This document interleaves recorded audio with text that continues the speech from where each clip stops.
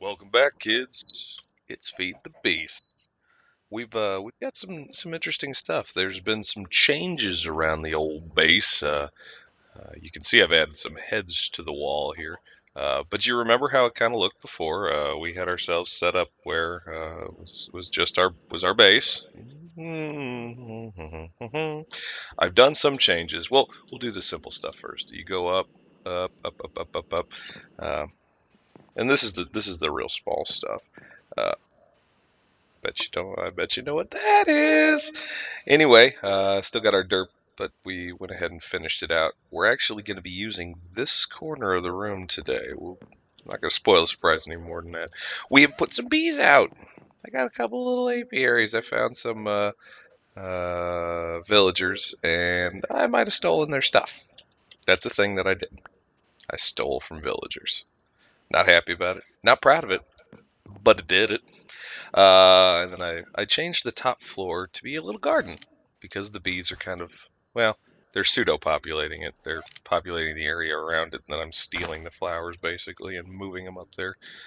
Because for whatever reason, I guess these forest ones don't have the proper range because it didn't look like it was that far to me. I even stacked them like way up against the ceiling, which should have been 1, 2, 3.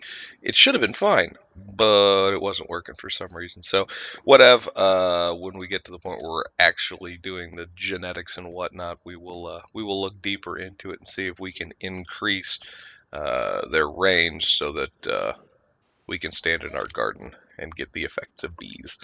Because I think that'd be kind of fun. Anywho, let's get on with the rest of the changes. You guys have now seen the two upper floors. We've made some adjustments to our factory setting. Welcome to the laboratory. A little bit of a change, isn't it? We did some work. We did some work. For those of you who are curious, the black is abyssal stone, which I will get to here momentarily. It looks like this stuff, fitted abyssal stone, is what we're using there for the factory feel, and this is construction foam, which has been painted. This thing is so cool looking. It's an aludel. I've never heard of these. I'd never heard of this. I just happened to stumble across it reading aludel. I don't remember what I was reading. Some Feed the Beast thing. Maybe in the forums. And I mean, it's there. It's very simple to create. It's just iron and stone. Here's the problem. I can't figure out how to move it. You can't break it with the drill. You can't move it with the wrench. You can't hit it with a chainsaw. Nothing seems to move it. So, you should like where you put it down. I mean, I'm sure you could world edit it out, but I wasn't planning on doing that because it does look kind of cool where it's at now. I put a glass bell. Let me see. Glass bell. There it is. I put a glass bell, which is just glass like that, on top of it. And then what you do, you can actually just pick something. This is my first ever depleted uranium cell, and I threw it in the top of that. And now it sits there and rotates, which is kind of cool. I like it. I will admit I've probably spent 15 minutes staring at it, just kind of zoned out and watching the spinning. Okay, anyway, so we've changed our power around just slightly. I'm turning it off so we can go in there. Door open. Into our reinforced corridor. It's all orange and black because, yep, that seems like nuclear to me. We got another set of cells is about to die. That'll be the second set. Here's all the ones that we've currently got made. And there is more uranium in the back. However, that is the focus, kind of, for today. I'm not going to spoil any more than that. Let's look at what our power draw looks like. Yep. Look at that. Just gets eaten. And we've got some IC2 stuff here. Same old macerator, compressor, extractor, a couple of furnaces. We've added some stuff to the second one. I went with all these reinforced doors, by the way, not because I'm worried like this one about blowing up, but it just fits the scheme so well. I do like it. All right, in we go. Build craft room. I've got, what I did is I basically ran the pipes from in here. They run down this way under these guys under the floor here, and they run. Here, I'll take out a chunk so you can see it. So they run back into here, and they run up. Boop, boop, boop. There's a whole slew of electric engines, all set to output power. We got redstone conduit here because that's the least lossy method, at least as far as I know. It pumps it all out. Putting the wall back together. Come out here. Button. So that's coming from that little room. It comes up through that pipe and into the redstone energy cell here.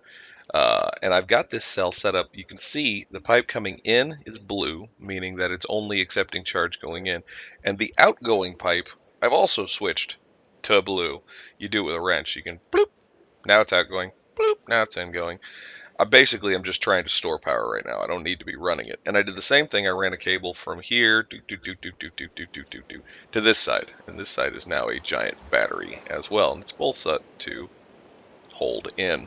I'm busy putting the machines up for it now. Rolling, centrifuge, blah, blah, blah, blah. I didn't even know that this thing existed. Glacial precipitator. You can make snow ice, snowballs, whatever you want to do. You can do it. It just needs water and a little bit of energy.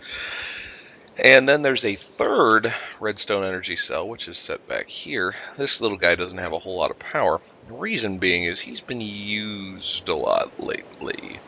He is in the laser room. Obviously, when we get this finished, it's going to be lined with lasers because more power is more fun. But I was making a whole bunch of these redstone golden chipsets. Those are the redstone golden chipsets are kind of the bread and butter for anything AE related, applied energistics related. Because I actually ran out of disk space. This guy was full. You see it's 60 to 63, but look at the bytes used. It's actually out of space. It's just flat out. This one's the same way. It's still got slots for 5 items. But I think this one's holding all the cobble, so it's kind of used up. This one, full on guys. Still a little bit of room left to grow, though, on both those for storing more of those. Again, full on guys. 61 of 63. There's our new disk. 8 of 63. We got plenty of room now. And there's still room, you can see, there's still room for 1, 2, 3 more slots there. So we've got some room to grow. We've got some things that we can do.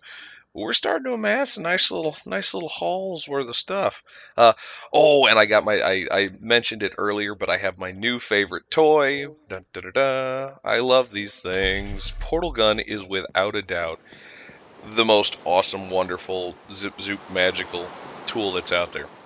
For those of you who haven't seen this or haven't played Feed the Beast or any of the rest of that jazz, the way your portal gun works is this. You take it and bloop, you shoot it. Wherever you shoot it, you see the portal will appear there. Doesn't matter. Bloop, bloop. I've been keeping it right there. And then wherever the other portal is, you'll hop to it. My red portal